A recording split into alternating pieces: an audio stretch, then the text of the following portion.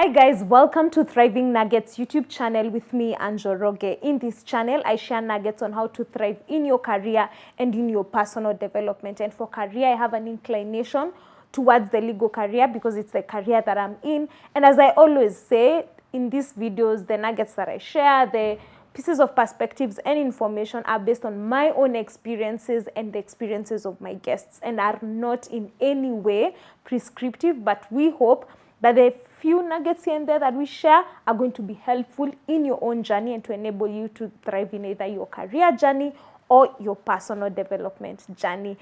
So welcome to this week's video.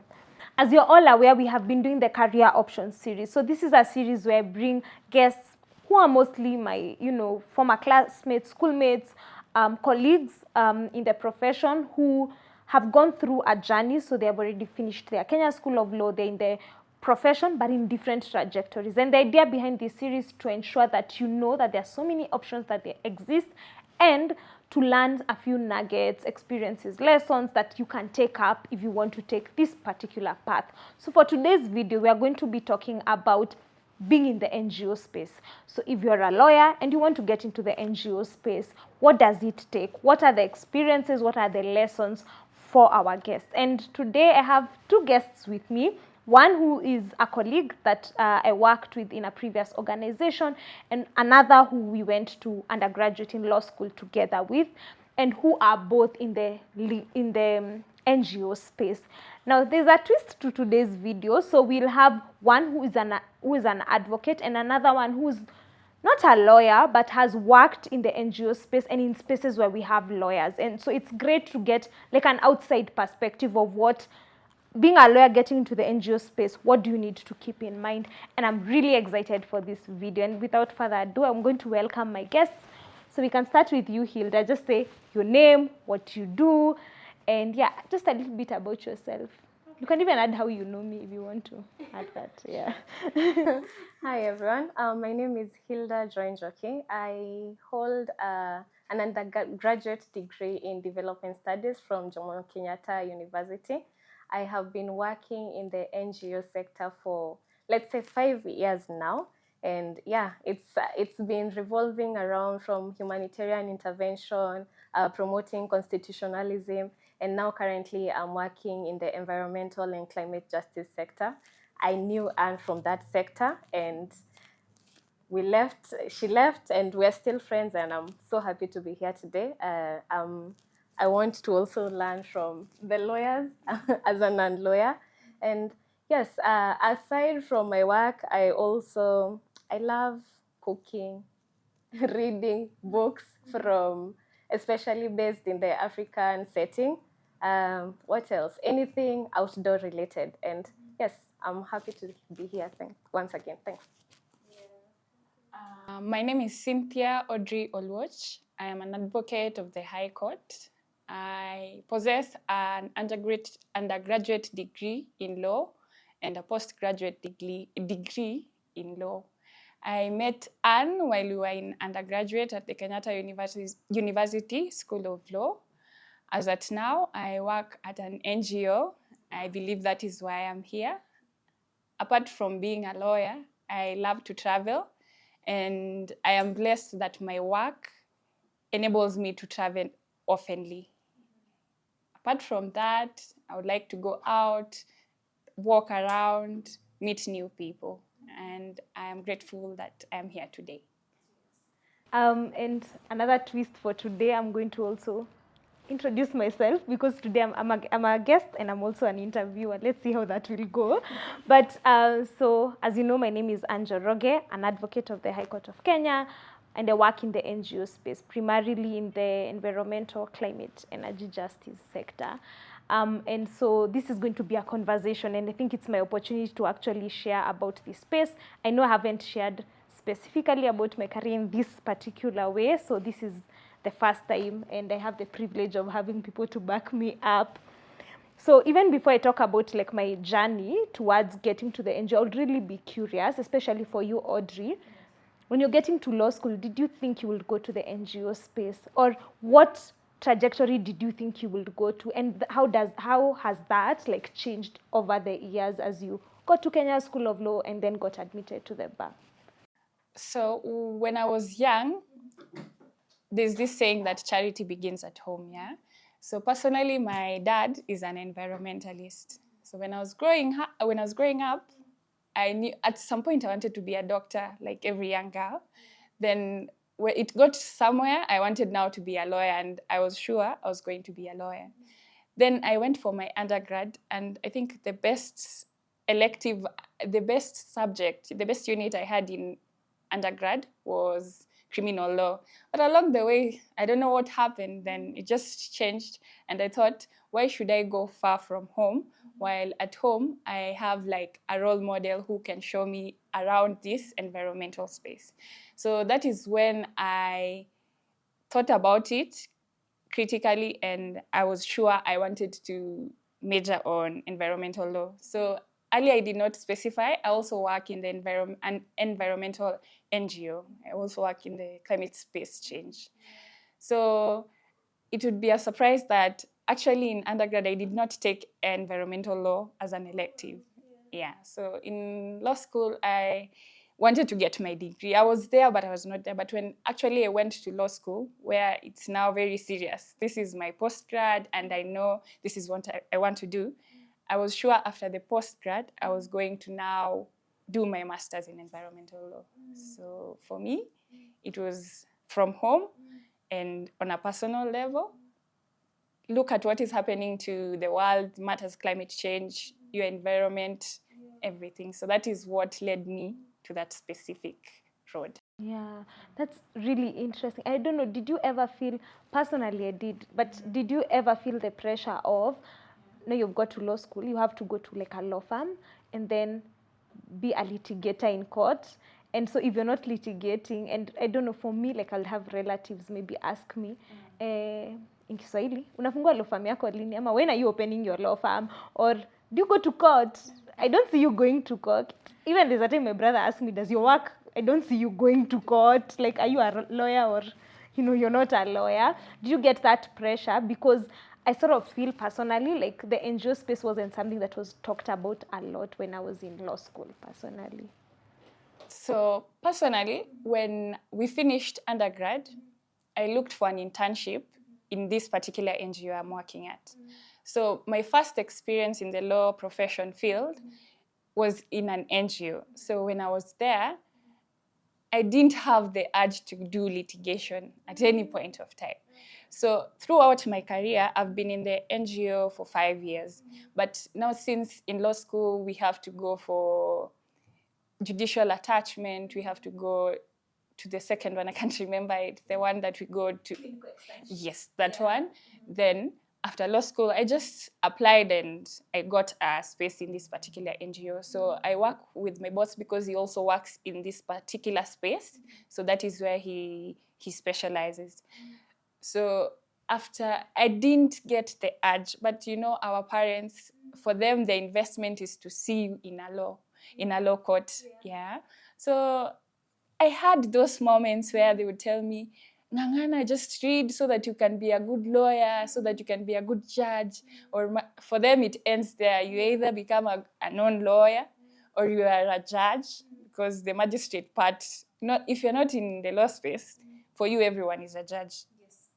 So I was just like, yeah, they're making sense. At some point, they were making sense. But when I did my pupillage, I didn't find it like, this is what I would like to do all my life. Because personally, I'm not a Gen Z, but I'm not also old. So I want to venture into other spaces before I come now and say, oh my God, I want to litigate full time. Yeah. Because I have had both experiences and it's totally different. So personally, in my opinion, I'd prefer to work in an NGO. When I joined, actually, me, I'm those funny, or not funny, but maybe like those people who are like wanted to be a lawyer since I don't know when. So like since like class 6. And so the reason why I wanted to be a lawyer is because I had like, okay, I shifted, no, this is going to be a long story, but I'll try to summarize it. So I shifted from a school that was like a village sort of like estate school, and then moved to another school which was bigger, and it had people who were more affluent. But the reason was being shifted is, I don't know, this village school, sometimes you will be number one every time, and then you think you're very smart.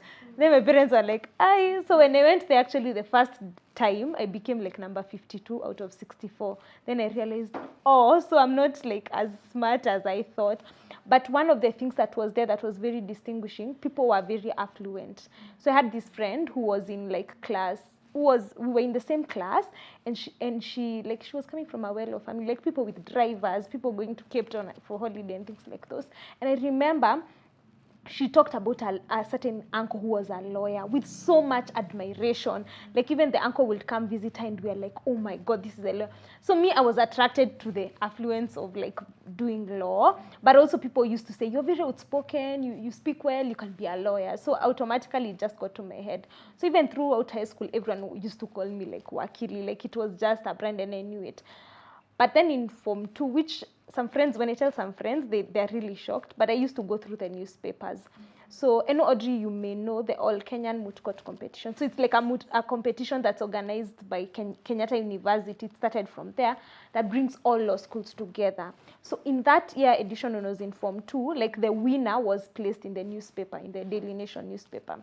So what I did is like I went through the newspapers and I saw, oh, actually when you're a law student, you can do moot court. And when you do moot court, you can be put in the newspaper. So it's like when I go to law school, I will do moot court, I will go to the newspaper. Like those were my motivations, like being honestly speaking. It wasn't justice or like things like those. Although at the back of my mind, I was like, I want to fight for poor people or people who cannot. Like that has always been at the back of my mind. So when I went to campus, actually I started mooting in first year, like from first year, like outside moot, maybe it's in the human, like I used to moot like a lot throughout law school. And because of mooting, you're automatically branded as you'll be a litigator because you're mooting. And I think I sort of like internalized that. So I was like, okay, you have to be a litigator. And then we used to have like these big law firms, Anjawala come, and it looks like if you get into Anjawala, you have made it in this law career life. So for me, that had internalized it. I had internalized it until I did a moot court competition that had, no, our former employer was like the sponsor for it. And for the first time, I never used to like become at best something for moot amanini, but for the first time I became like best oralist, and they offered me an internship.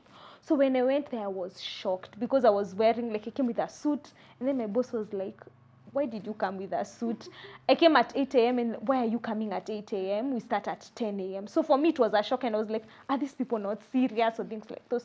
So for me, I didn't expect it. But the more I've been like in the NGO space, the more I feel like it's so much in line with who I am as a person. Like that thing of at the back of my mind, helping people who ordinarily they wouldn't get these services if you are not there. But also looking at when some people have a lot of power, and I won't mention them, the people who have a lot of power, checking their power. And I think that's what civil society does as NGO. So I think that's a bit, I can say a lot, and I can clearly talk a lot, but that's my journey. So I'll go to you, Hilda. Hilda, you did development studies.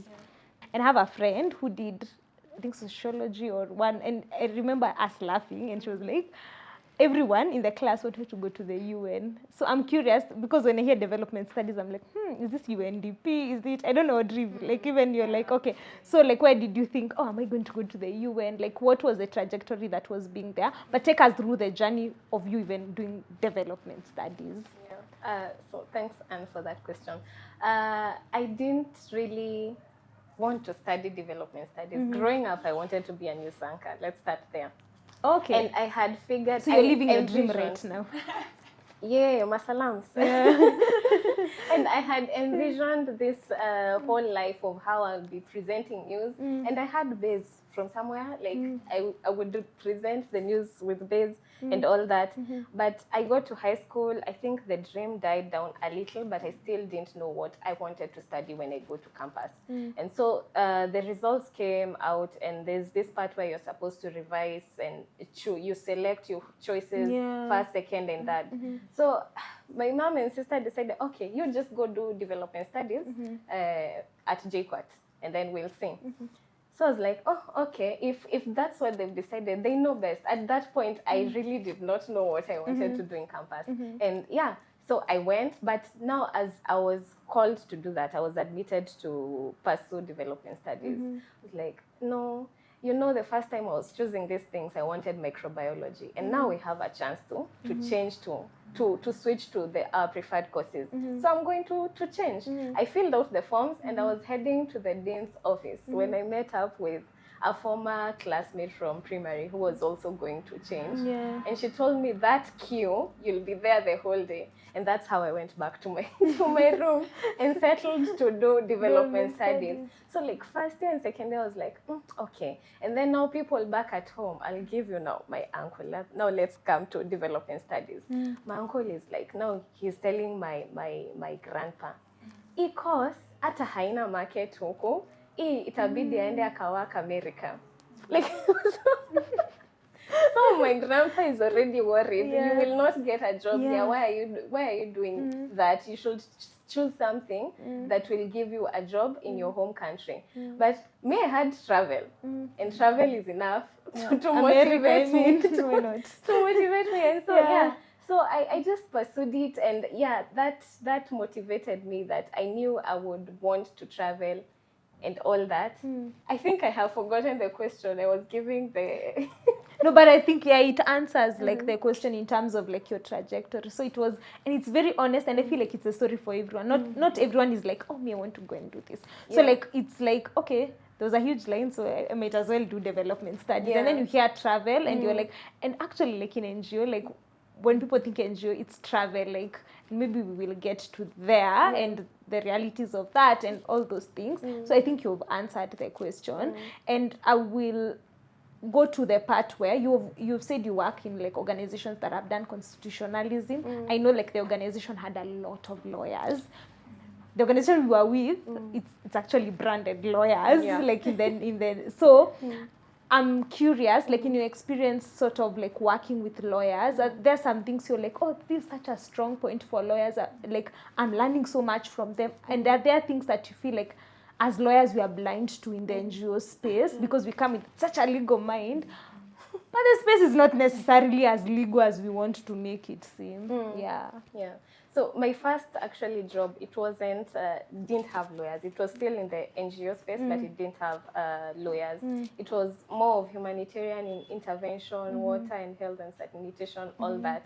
And so I go to this other organization that is all about the Constitution of Kenya. I have never read the Constitution of Kenya, and there I am. I need to know what is going on. At first, I was very intimidated because I need to know if I am going to the community, what am I going to tell them? Na sijui sheria, like what am I going to do? So it was first intimidating, and then I got to learn. And what I can say, because now I left there, I came to another organization where it's still full of lawyers, and now it's a totally different space where I have never worked before. I never learned anything about the environmental climate. At least I can say these other places, they prepared me, like my course prepared me to work in that sector, but I had not done anything in environment or the climate. And what I can say, I have struggled with a bit working with lawyers is, especially when you're dealing with communities, there's a way lawyers talk, especially if you did not just come into it's your first time in that space. There's a way lawyers talk, like the language they use, the way they write documents. It can be very confusing and very big words that can be very intimidating. And that trickles down now when you go to the community. You will say something, and now translating that to a language where they understand can become very difficult. And so, like, I would say trying to learn your audience, community, and also there's what you learned now in law school, but now this is a different, not entirely different, but you are learning something, you are working with a different group, so you need to filter some of the language and all that. But that's at the same time, working with lawyers has given me so much confidence. Like, I know my rights. I think it fostered me to be an activist. I don't think I was an activist before.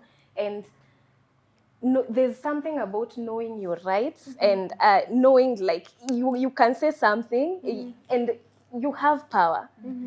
And I have gotten that from lawyers, because they'll tell you, no, but the Constitution says this, but no, but you can do this, you can do that. And yeah, it has given me that confidence that I can go and speak my mind anywhere, and that also translates to the community when they're conducting legal empowerment, and even when it goes to litigation.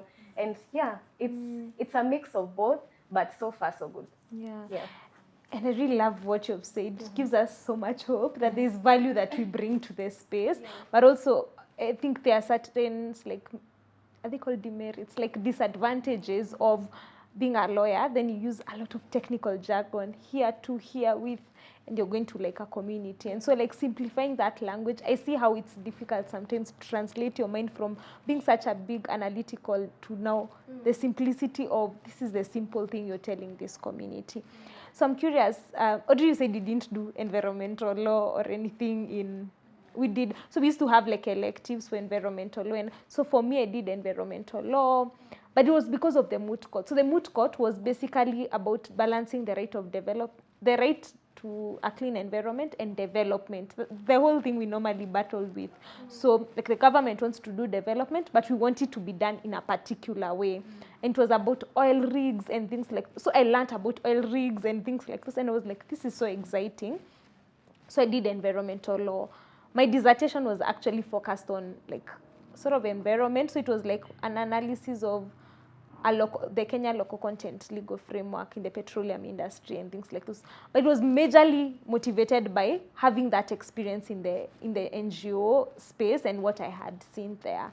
So in that sense, for me, I feel like it sort of prepared me technically, but not fully. Like there's a lot I can say. So for you, like, did you feel any law school experience prepared you, or even prepared you for like coming into the NGO space? And in what ways did it not prepare you?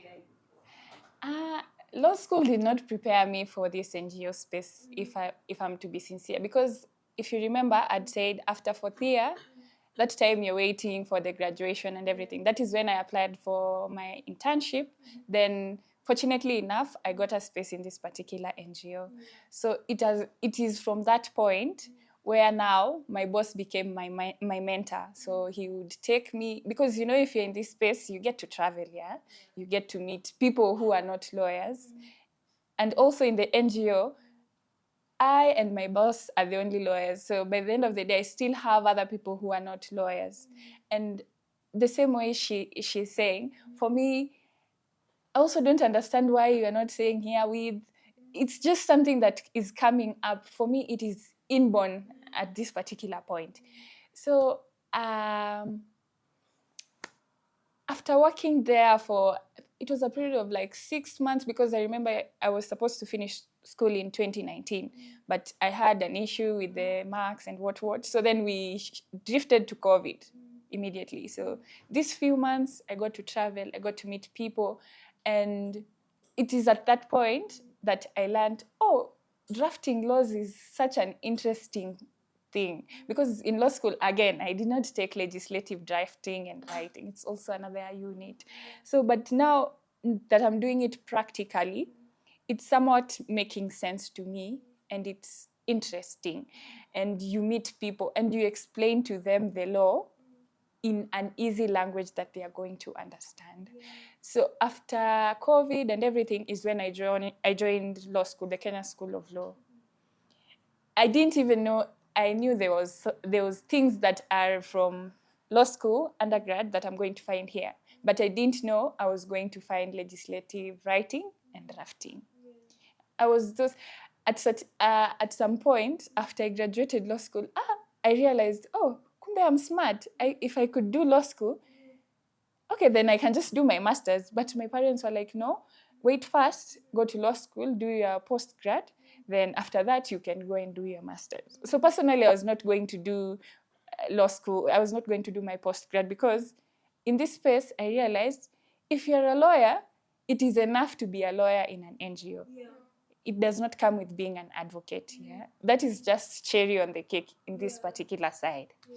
So I went to law school, then I find people, there's the unit, legislative drafting and writing. So when they are continuing is when I'm learning, this thing, I saw it at work and this is how it works. Because if I'd learned that before, then maybe I would have been in another space. I would have known how to do these things. That particular unit wouldn't wow me every time after every lesson. Then we got to that because, and it's like it's divided into two. There's the writing, then there's the drafting. How you write the laws, then you draft the laws. There's stages, like whatever is happening in finance bill right now, as we were taught in school. Then is when, after some time, we had an assignment to draft the climate change laws for counties. My first assignment was the one for Kwale County. So now they need me, because the people who are not lawyers in the organization need me to tell them when to use shall and will, because it's different. But you see, in school I've not learned this. So I have to go and do it myself. Then I come and show them. And because you're a lawyer, everyone thinks you're intelligent. So you need to be intelligent, because if you misguide people, then they'll come back and say, but mimi wakili wangu, that is what they told me. People believe lawyers even when you ought not to believe them. So it puts you somewhere. That's why you see you have to have the confidence, because there's so many people who are believing in you. And even if you don't believe in yourself, the fact that they believe in you gives you the opportunity to believe in yourself and work hard. Wow, that's so interesting. And I know you have mentioned about like whether it prepared you, and you've said like really, even actually I think your experience prepared you for Kenya School of Law, vice versa, like it prepared you for Kenya School of Law.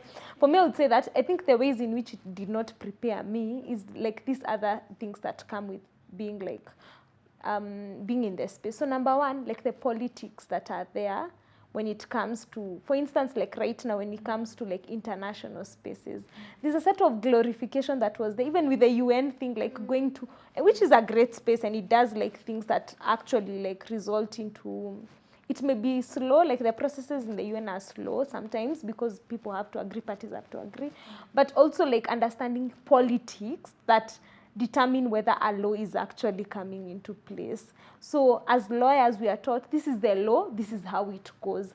But I feel like NGO prepares you for the politics behind laws coming into place, because you're at the forefront of finding out, are these laws protecting communities in the first place?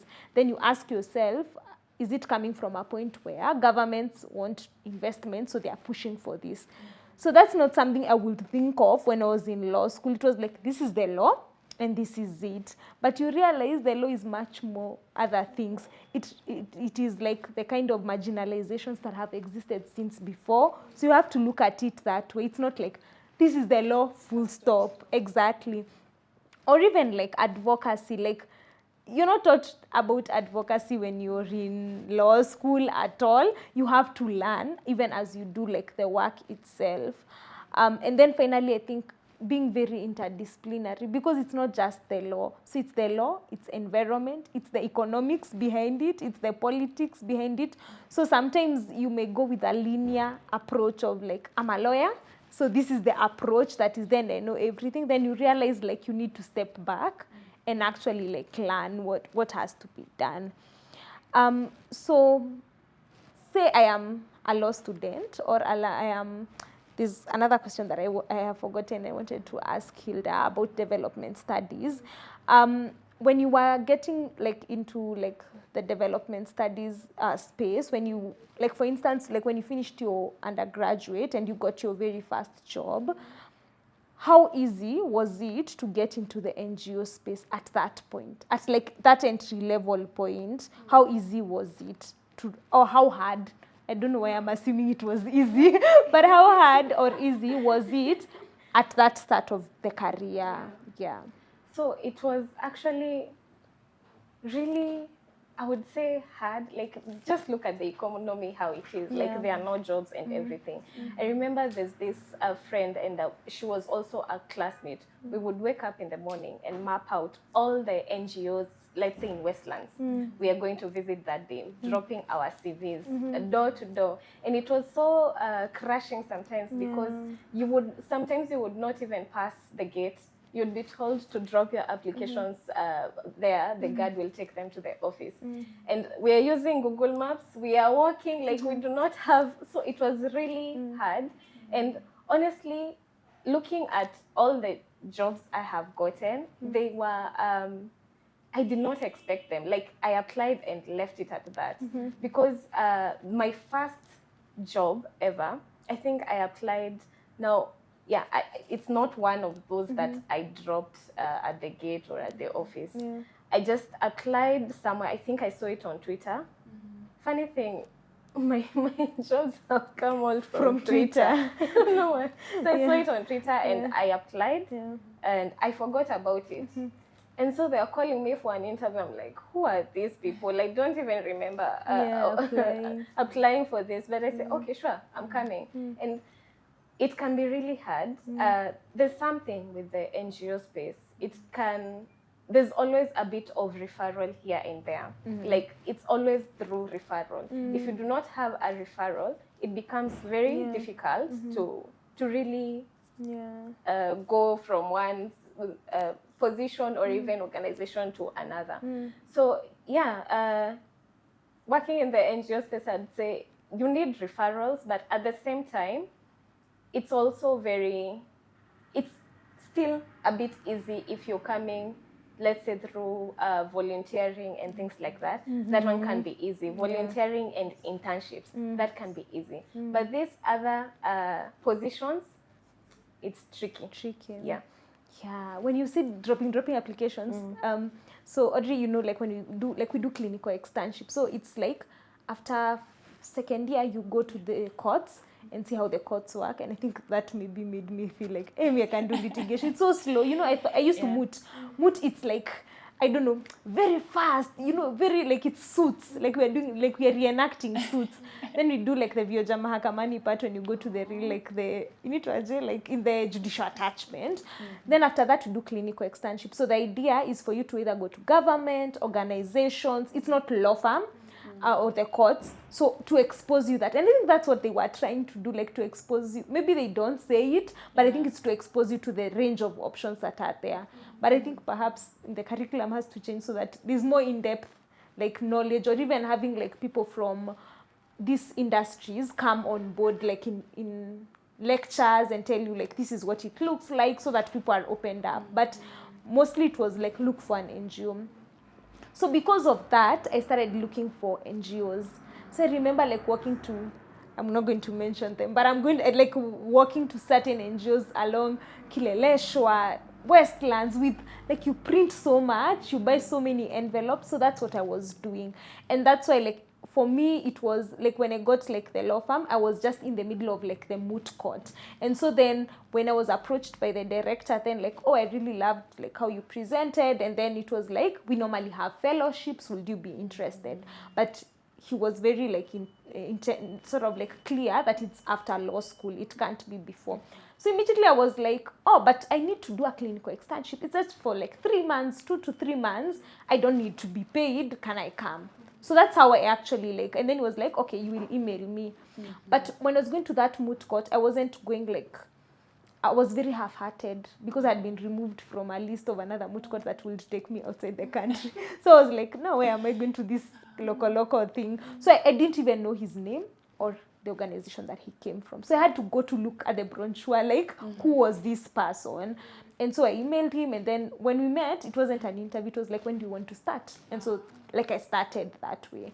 So because I had gotten to that space for those 2 months, when I applied for like a full-on fellowship, after I finished my 4th year, it was easier because they know me from doing this externship. And granted, like I got there like by merit because of like the moot court, and like there was potential that the director saw, but it was easier for the fellowship. And then subsequently, after the other positions that I got in that organization, it was easier to get there. So I really resonate with you when you say it's so easy to get through internship, volunteer, as opposed to, it's not impossible, but it's harder to do it like, okay, I have just been doing other things, and then I am like, okay, now I want to get into the NGO space. It's not as easy as it sort of like looks. I don't know what's your experience, Audrey, like on that.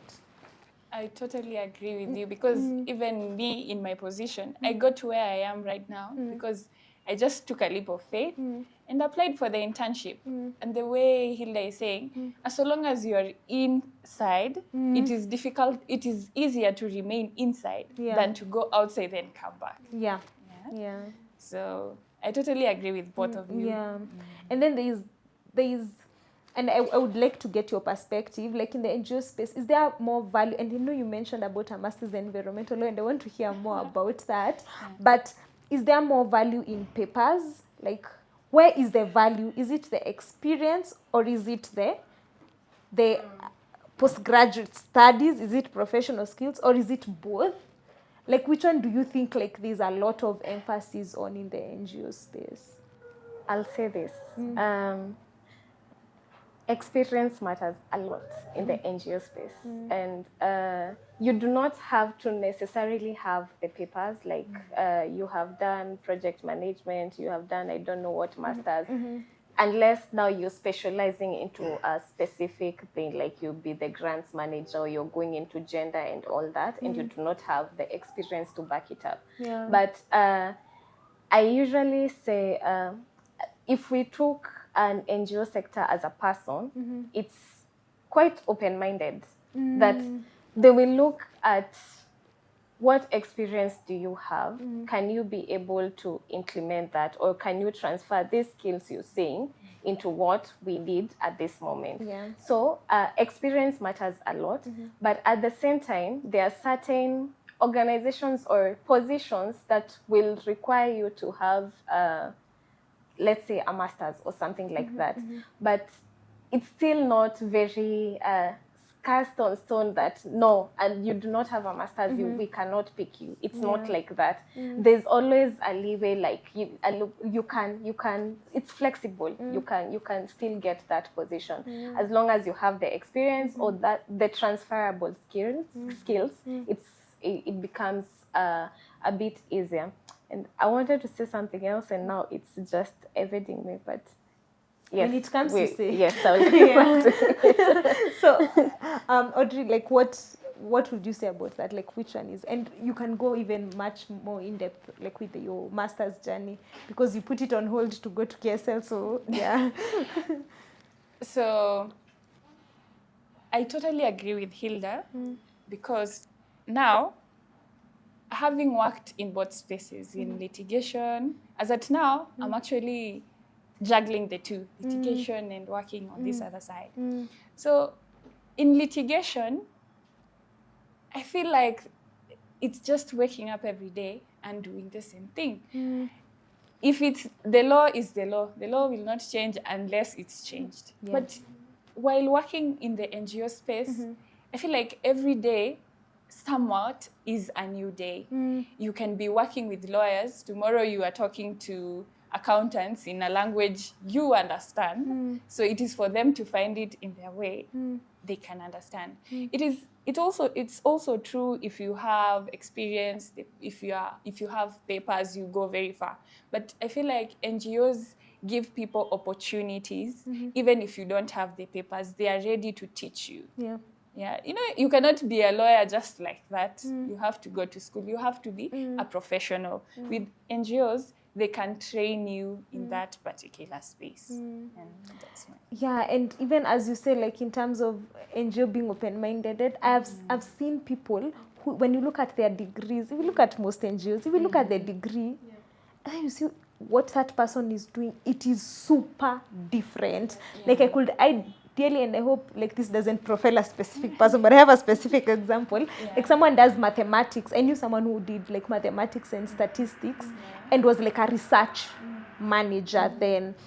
But when you look at the background, there's a building of experience that happened for that to sort of happen. And I agree with you both. Like experience is so important, and it's, you can have the papers, but I feel like the papers help you at a certain extent. If you want to specialize, like if you don't want to be just, I'm in the development sector and you're like, I want to be in climate change, in environmental law, then there's a sense of you need to get like depth. But I also feel even these people who did a different degree, they actually like to take time to learn about the sector. They take time to learn more about climate, because you have to know what you're saying, to understand the politics. So there's a lot of time investment to understand that. And so I'm curious for both of you, is there any skill courses you have had to take? And Audrey didn't tell us, I think I'll start with you, didn't tell us about like the masters and all that, but you can add that with like the professional courses. Are there professional courses you had to take? So as at now, my life it just goes like this sometimes. So after finishing law school, the Kenya School of Law, I was like, but now I already have a postgrad. By the end of the day, I'm way ahead of people, because there's something, unless you're specializing, let's say I specialized in environmental law, and there is an advocate on this other hand. By the end of the day, in my opinion, I think an advocate has more to give than a master's person. Because, you know, in being an advocate, you learn different fields of law, you learn different things. But in masters, it is only one thing, and it depends with where you're going to do your masters only. So as at now, I'm still vouching for sponsorships, or even if I don't get it, my head is more into the fellowship space, because I also learned you get to learn a lot when you're in the fellowship space. You get to meet people, you get to travel. I think even it's in the fellowship space, you can get experience to start your own thing, because I feel like now it is better to be self-employed. And let's say, I want to be sincere. The people who we work with are older people, and there's a certain way they do their things. It really doesn't resonate with how we do our things right now. Because personally, if you don't have something to do in the office, then why are you in the office? If you can do that work at home, you save on the transit time and finish the work earlier and go on about your days. Where is the problem? But for the generation we work for, they would prefer you to come to the office. If you're doing something, if you're not doing something, that as long as you're in the office. So personally, I'll finally do the masters. I'm still young, I will do it. But now I am content with my postgrad. The fact that I can just say I'm an advocate of the High Court, and people can listen to me because they know there is value in that.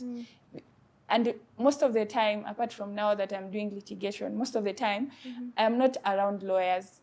And I feel so much better not being around lawyers, because for lawyers, we're always arguing. It's either you're right and I am right, and both of us, sometimes you can be right, but someone can be wrong. But this other side, these people are willing to learn. They are willing to listen to what you have to say, what you bring to the table, as long as you're doing it in a language they understand. So I will do to cut the long story short, one day I will do my master's. As at now, I'm content with my postgrad.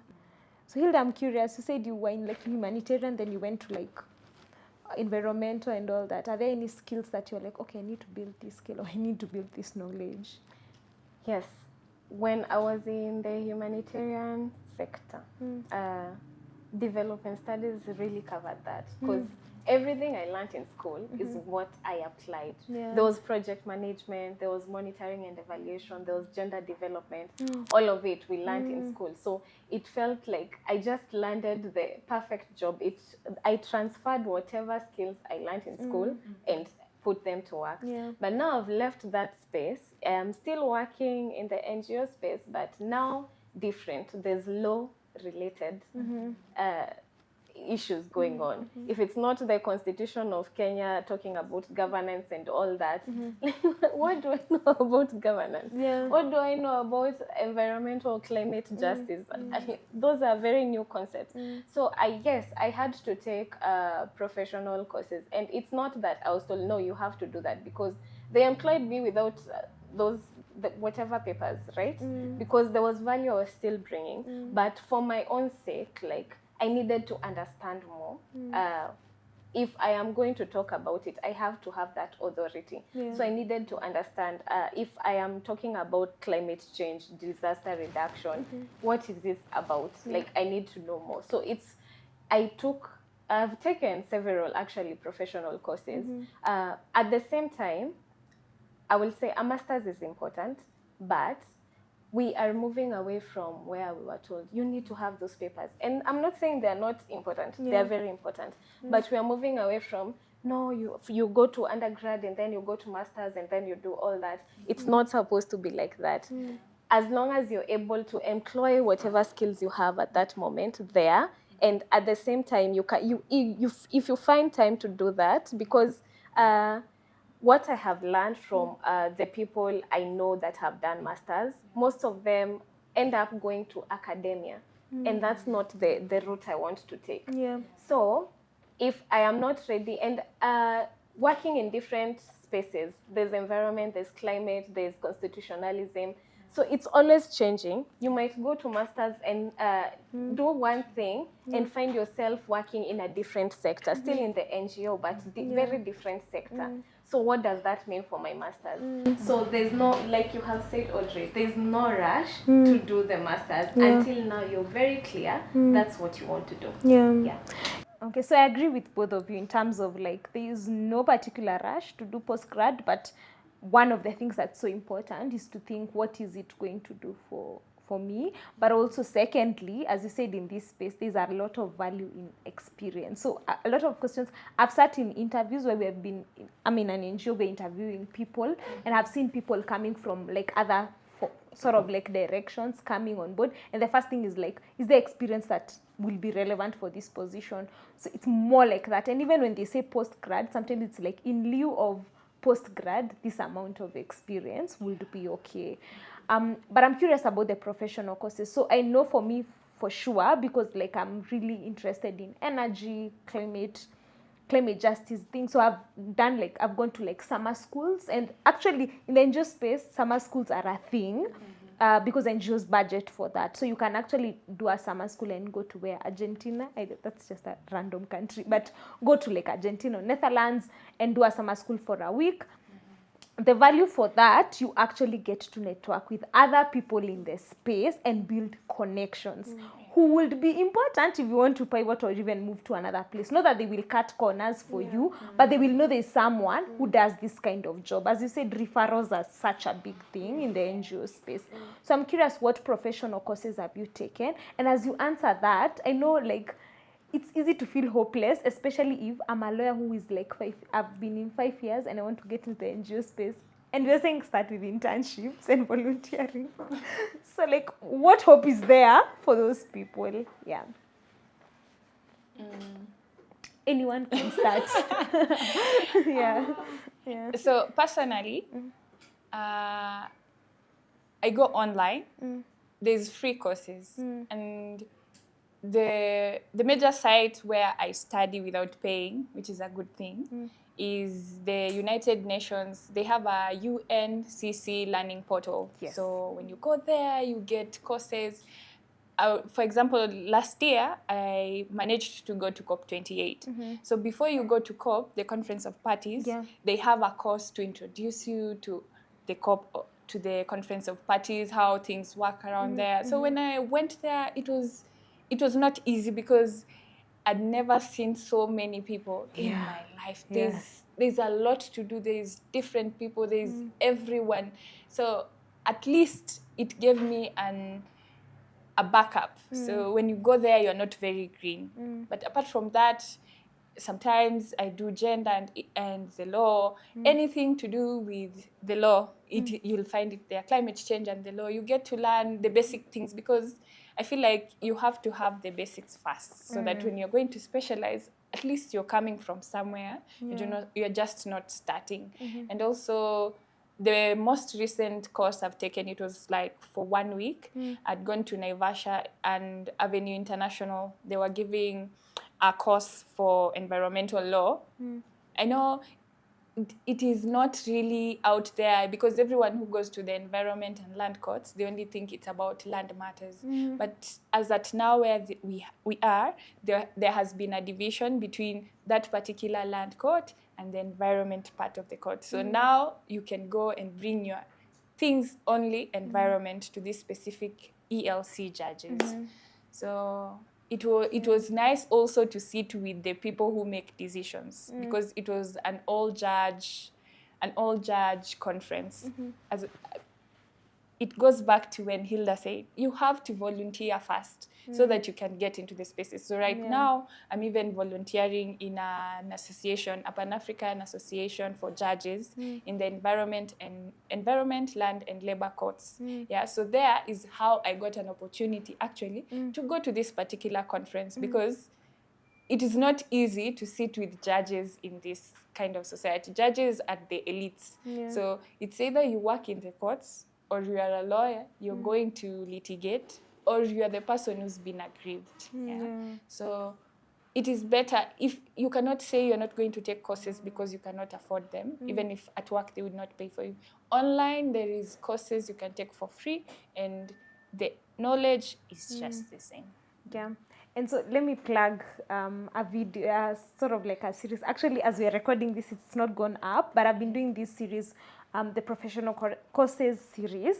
So where I talk about like how to choose like a professional series. And one of the videos that's actually coming up, that will be up by the time this video goes up, is on the options that exist for you to take professional courses, both online and physical, but also paid and unpaid. And I think you can go ahead and watch that video. And I agree with you, there's so many free resources that are out there. The thing is, you have to take time, you invest time, and also have the willingness to learn and to upskill yourself. So Hilda, how have you been upskilling yourself? It's even beyond learning new skills for me, because you still need to enhance the skills that you got. And yes, I use all those resources that you have mentioned, Relief Web, there's EDX, there's Coursera. Like, there are a lot, and we are grateful for that, because having to pay for all those things to just stay ahead, it can be very tricky. And so some of the courses I've done, I did not do anything about human rights when I was studying in campus. So I've done women's rights empowerment, children's rights empowerment. I have done gender development, although we learned a bit of that. And that's why I'm saying, in as much as you did learn something, there's something new coming up, and you still need to refresh. There's refreshing your memory and also getting something new, because it's always evolving. So you always have to, just stay ahead of it. So I also do, I learned project management, but I also do project management here and there, just to refresh my memory and all that. But now coming into this climate and environmental space, that is now completely new, and you have to learn from what is climate change, the basics. So I have taken courses in disaster reduction and the intersectionality, coming to how vulnerable communities are affected. I'm currently taking a course in climate change and AI. You see, like, it's always revolving, and you have to stay ahead of it. But beyond learning new skills, there's also that just refreshing and making sure you did not miss something in the basics. Wow, that's so interesting. And I agree with you. Like, I think I talked about the summer school, but I think personally, I have also done the summer schools, but also the courses in Coursera have been very helpful. But there's a need for discipline. Like, if you don't have discipline, especially Coursera, no one is pushing you to actually do that. And even as looking at the courses that you need to do, there's a question I had asked you all, and you have all escaped it, because I know it's a tough one. So I've been in the profession for 5 years, 10 years. I want to pivot to NGO. Like, what do I do? I know it's tough, and I'll start even as you think. But for me, I think one of the things, and I think Hilda, you mentioned it, let me borrow from you, transferable skills. Looking at what are the transferable skills. I feel like if you're going to an NGO that is doing litigation and that, it's easy for you to go there, because maybe they are looking for someone who can be a litigator, and they know you will learn about the basics of the concepts. But if you're going to a development space, I feel like that's where perhaps doing a master's could help you get into that space, because the experience is not necessarily there. But I also feel like if you really want to get into this space, volunteering can help. And I'm not saying just be a volunteer and leave your job, but doing them side by side so that you still have that kind of experience. But it's a tough call, but it's not totally impossible. So those are like the things that are coming up to mind for me in terms of that. But also you can just apply, maybe by the person you are, if you're able to articulate in your CV. So you don't need to tell us you did I don't know how many court matters, but it's more like what exactly is the job description asking of me, and can I have, even if it's 5 experiences that can relate to that. So yeah, any more like Okay, Yeah. let me try. And I will still emphasize on the time I said that the NGO space is very open-minded. Yes, you may not have all the requirements and the experience, but you will show interest. First, you show interest, and like you're able to demonstrate how you can transfer whatever skills you have to that particular role. And that's like the first point. But now there are, let's say, students volunteering, and yes, you do not have to stop learning or doing all that. I think there's something I forgot to mention. Even before I landed my first job, I was volunteering to teach kids in the informal settlements how to read and write. And that's one of the experiences I took to my interview. I said, yes, I have worked with communities before, even if it's children. I have worked with communities. I know how to handle communities here and there. Like, this is what I can do. I have public speaking skills. So, yes, and there are very many volunteer opportunities nowadays. So there's always something you can show. There's always something you can show that I can do this. And let me just emphasize, very open-minded space. So, in as much as it requires a bit of referral here and there, once you show interest, honestly, and networking. Networking is really important. There's always a way. As long as you're showing the will, there'll always be a way. I believe I will have to reiterate what all of you have said, because that is the only way I'd also know how to talk to someone who wants to get into this space. As we've earlier said, you need to take courses. You need to show someone that you have the experience. But also, you need to be humble. What if the only open position is for being an intern? Because I know there's old people who do internships in the light that one day I'll be someone, I'll become a project manager or whatever you aspire to be. Because if you get into this space, you're not just coming because people are traveling, or there is something you're looking forward to. Because if I can remember, I started as an research intern, then is when after graduating I became a project officer. After that, when I got now my postgrad, I became a legal officer. And it is not gradual like that, the way I'm saying. It takes time, because these are 2-year differences for everything that is happening. You have to be humble, you have to be patient if you really want to get into the space, if you don't know someone who's already in the space. At the same time, I would like to add something. Now, this is not necessarily for lawyers, but the opportunities can be quite limitless. If you look at it, like the various opportunities you get in the NGO, there's operations, there's logistics, there's HR, there's finance.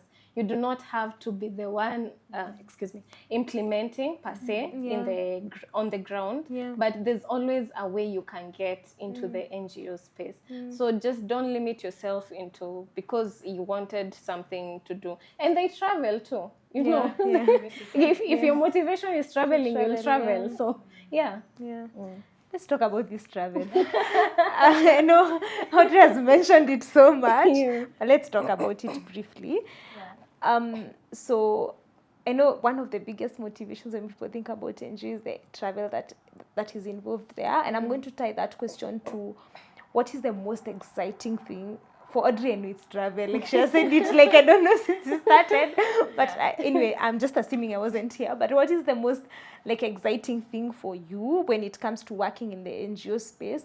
And what is the most, it's not as exciting or it's disheartening. It can be something that you don't like. And I'm going to start. For me, I really enjoy the travel. And it's not even just to say that I've gone XYZ places, but it's more from a point of the kind of exposure that travel gives you. Sometimes it makes you know some of the things that you didn't know they exist. It could be even some problems that you think do not exist. I remember like traveling like to a certain country, and they had been affected by sea level rise.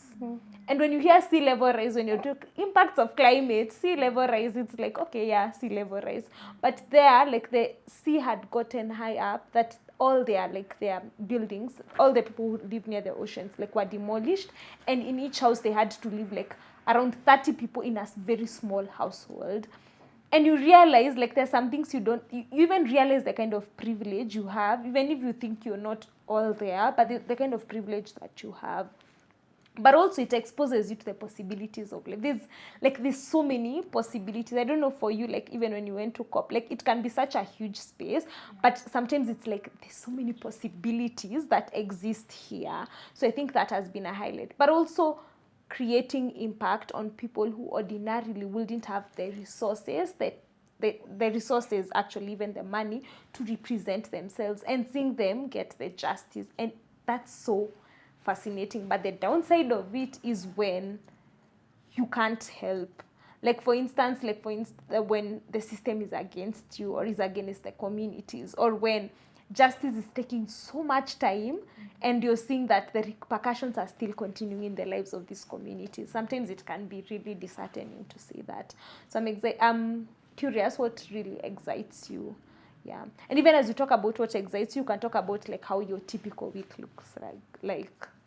I know there's no typical week in the NGO world. Yeah. Let's just prepare people, but yeah. Okay. I would say the highlight, like you have said, it's beyond the travel and the exposure, is getting to see there's a world outside where you're from, and people think differently, or this is how their way of life is, and just getting new perspectives.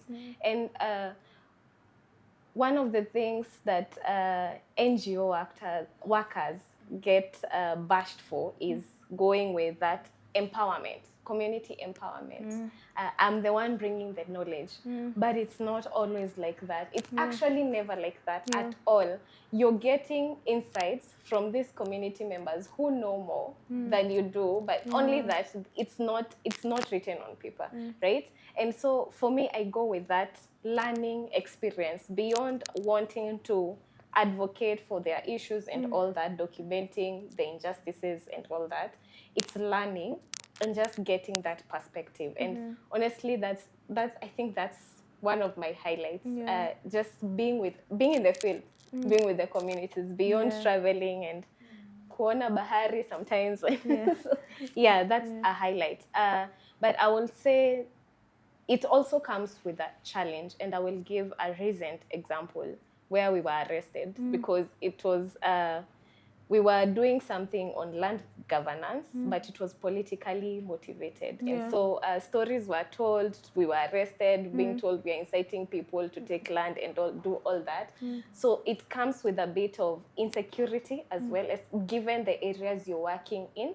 It can shake you. And there are moments my mom has been like, na hiyo kazi yenyu, hapana.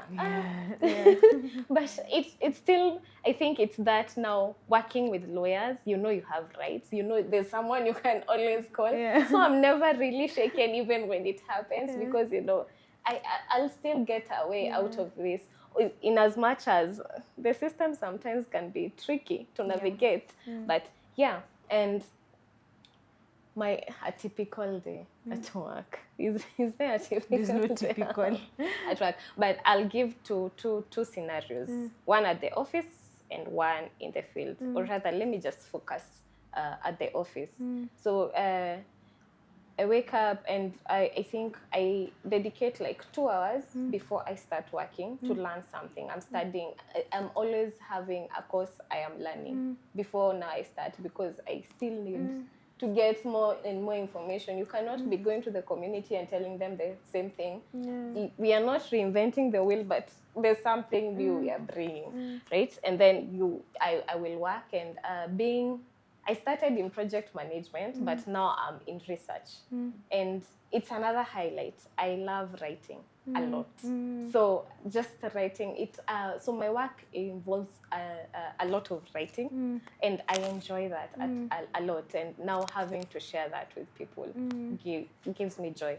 So it involves a lot of report writing, desktop research, or you're just consolidating notes you took from the field and all that. Meetings here and there, and sometimes Here and there. okay, that's the low light. Yeah. And in addition to the insecurity bit, meetings can be a lot, especially when you're working virtually. And given how our organization is, we are working remotely. And even beyond working remotely, you're working with people in different countries. So you're not meeting physically. Yeah. And so there are so many meetings. And for me, if I need to see you in person, I zone out at some times. Like when I'm not seeing you physically, I will zone out. And they can be a lot, and they take away from the actual work. It's not that it's not work, but it takes away from other work you could have been doing. Yeah. You see how people joke and say, this meeting could have been an email. Sometimes it feels like that, because gosh, why are we talking so much? Like, can we just chat as I'm working? So and so there's meetings and a lot of writing, and there's also a bit of monitoring and evaluation for me. So you're tracking progress and also engaging community partners. So it's not, and for my work at least, it's not there's a structure, this is what you do every day. It's not like an admin, you will call this, you'll check the suppliers here, you'll do that. No, like it depends with what is on your to-do list, and it's always different depending on the projects you're working on. So yes. Audrey, is that a typical day for you? A typical day for me in my office and when I'm on the field. In the office, it's basically just doing research, consolidating information, just as Hilda said, and making sure you write a report that is comprehensive, so that from your report, people get to learn. If whoever is going to read, whoever the report is addressed to, gets to know whatever is happening in the field or at the office. And also there's meetings. You get to meet a lot of people. Sometimes people are excited to meet you. Sometimes you're excited to meet other people. And while you're on the field, it is always like a mini conference. Most of the time, it's always like 30 people. And most of the time, the county government we request them to get people from their networks, because the networks to mean these people who have value for environment, because for us, that is what we are going to do. We are just here to inform you, dissemination of knowledge. We are here to inform you, this law is for you, and it does this, and it is good if you know, so that when you go back to the community, you go and let them know that we have this particular law that is being drafted, and this is why we are drafting it, and by the end of the day, it is for you people. I believe if you build the capacity of the people, then they go back to the community, and because we cannot meet the whole community. This thing is a period for like 2 to 3 days. Then you have to come back to the city. And I don't work in Nairobi mostly in the field. In Nairobi, it's just meetings and meetings and meetings. But when I'm meeting with the communities all over Kenya, sometimes I love, as we had already established, travel. I can be out of Nairobi for 1 week. I come, I stay for 1 week, then I leave again, because it excites me to talk to these people who, in a normal situation, I cannot go and knock at your door and tell you, hi, my name is so-and-so, and I've come to teach you about the law. Personally, if you do that also, I would be in some kind of space like, what gives you the authority to come to my door that you want to do civic education for me? So when it is the people who get the people who come so that they can learn, it is very, very fascinating for me, because you get to listen to what they thought this thing would be like, and now they are seeing, oh my goodness, kumbe it is like this and like this and like this. And before we finish our mini conferences, seminars, we always have the evaluation forms. So then we get to know, like, did you understand what was being facilitated? Did you think the facilitator was a good facilitator? Because if you have someone who cannot relate to the people, then there's no message you're really passing to the people. Yeah. Wow.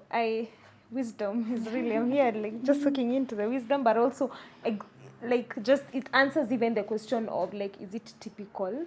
It's not typical. And I think, I don't know if it's a highlight for you, but for me, it's like the flexibility that comes with this work. There's a lot, like she's saying she's remote. Like you get, there's a lot of flexibility, and I think it does really good. So we're going to wrap up, and I would like you to look at that camera and say like your parting shot and anything that you feel like, I should have said this, I've not said it yet. So like your parting shot, even as we wrap up. So we can start with you, Audrey, then go to Hilda.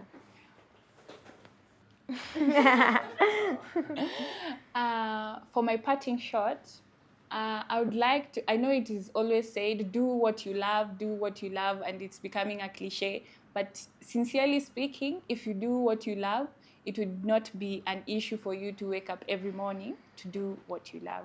And also, I just remembered something. If you're trying to get into the NGO space, office politics is a thing. It is a thing that is there. Maybe it is not said outrightly, but it exists. That is not to encourage you, to discourage you, sorry, but it is just to let you know that that is how things are in this particular space. Okay, what would I say? Camera. Oh, sorry, Bas. I would say working in the NGO space has its moments, right? It can be both rewarding and very challenging, but I would choose to go with the rewarding, and because as I said earlier on, you're working with communities most of the time, and you get a lot of valuable information, and it's very fulfilling. And even the connections you make from those community members you're meeting, and not just the community members and other stakeholders. And let me just tell you, it's rewarding. It can be daunting, but very rewarding and fulfilling. And there's power in community engagement, and there's always, you can be assured there'll always be continuous learning when you're working in the NGO space. Yeah, I hope you will enjoy this series. Episode, let me go with the episode. So yeah, thank you. So I think my parting shot is number one, network. As you've heard, referrals are a thing in the NGO space, so that's really important. But also do not be afraid of starting low, like as an internship, volunteering, even if it's side by side, kindly go ahead and do that.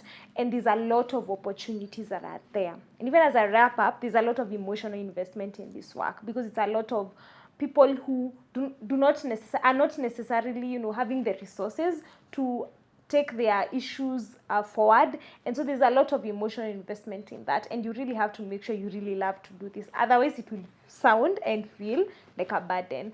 But yeah, I think that's what I would want to say. But do not be afraid to pivot. Even if you're 10 years into the career profession and you want to pivot to this space, feel free to do that. There's some tips you've shared, and I'm sure there is more. And your journey is very unique, so do not feel discouraged to actually start from where you are and to look for opportunities. There are so many opportunities out there. So thank you so much, Audrey and Hilda, for coming. I have learned a lot, and there were some things I was like, I've never thought of them that way. So that was really good. And I know for sure it's going to help someone. And thank you for being open to share this knowledge and being open to share your experiences. I know it's not a must for you to come, but I'm so grateful for that. So thank you so much for watching this video. I hope that you've learned a nugget here or there that you're going to use in your own individual career. If you're thinking of pivoting to the NGO space, or if you're a prospective law student or a law student, or even not a law student, I feel like this video will cut across because it's an NGO space. I hope that this is going to be helpful. Thank you so much for watching this series, even as we continue to share, the different videos. And in case you have not watched the other episodes, please feel free to go ahead and watch. If you have any specific questions for Audrey or for Hilda, feel free to leave them on the comment section below. You can also leave them on my Instagram, DM njoroge.ke, or my info email, info@njoroge.co.ke. Feel free to leave any questions, and if the questions will be a lot at the end of this series, we'll figure out what we will do to respond to these questions. So thank you so much for watching. Remember to like, remember to subscribe, remember to share this video with people you think this will be beneficial to them. So thank you so much for watching, and until next time, bye bye.